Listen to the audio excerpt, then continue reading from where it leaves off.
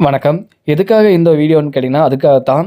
இந்திய சினிமாவ பொறுத்தவரைக்கும், அதாவது தமிழ் சினிமாவில இந்திய சினிமாவிலேயே 5 படங்கள் தான் பார்த்தீங்கன்னா வந்து ஏ சர்டிஃபிகேட்ல 500,00,00,000 வசூல் பண்ணியிருக்கு.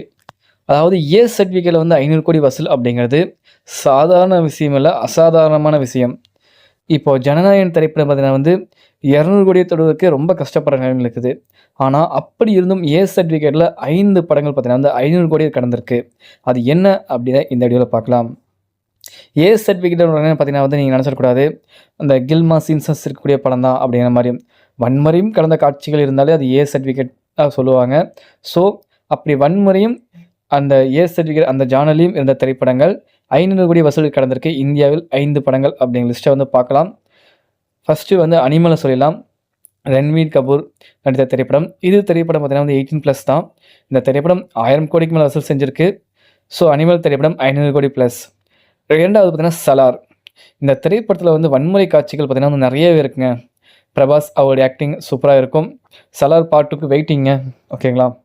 இந்த திரைப்படமும் 500 கோடி வசூல் பண்ணியிருக்கு. 3வது இடத்துல துரைந்தர் இருக்காங்க. இப்போ ரீசென்ட்டா இந்த துரேந்தர் 2 கூட ரிலீஸ் ஆயிருந்துச்சு. ஓகேங்களா? அதாவது துரேந்தர் 1, துரேந்தர் 2 2மே வந்து 500 கோடிக்கு மேல வசூல் பண்ணி சாதனை படைச்சிருக்கு. நல்ல ஒரு பாக்ஸ் ஆஃபீஸ். இதெல்லாமே பார்த்தீங்கன்னா வந்து அதர் லாங்குவேஜ் படங்கள். தமிழ்ல எந்த ஒரு திரைப்படமும் இல்லையான்னு கேட்டீங்கன்னா இருக்கு. சூப்பர் ஸ்டார் ரஜினிகாந்த் அவர் நடித்த கூலி திரைப்படம் 500 கோடிக்கு மேல் வசூல் செஞ்சு சாதனை படைச்சிருக்கு. தமிழ்ல வந்து ஏ சர்டிஃபிகேட்ல ரிலீஸ் ஆன படங்கள்ல 500 கோடி வசூல் செய்த திரைப்படம் அப்படின்னா கூலி திரைப்படம் தான். ஜனநாயகன் 500 கோடி வசூல் லிஸ்ட்ல இல்லைன்னு கேட்டீங்கன்னா இல்ல. ஸோ, ஒரே ஒரு திரைப்படம் மட்டும் தான் இருக்கு 500 கோடி வசூல்ல. அதுவும் ஏ சர்டிஃபிகேட்ல. ஓகேங்களா? அது சூப்பர் ஸ்டார் ரஜினிகாந்த் அவருடைய திரைப்படங்கள் மட்டுமே.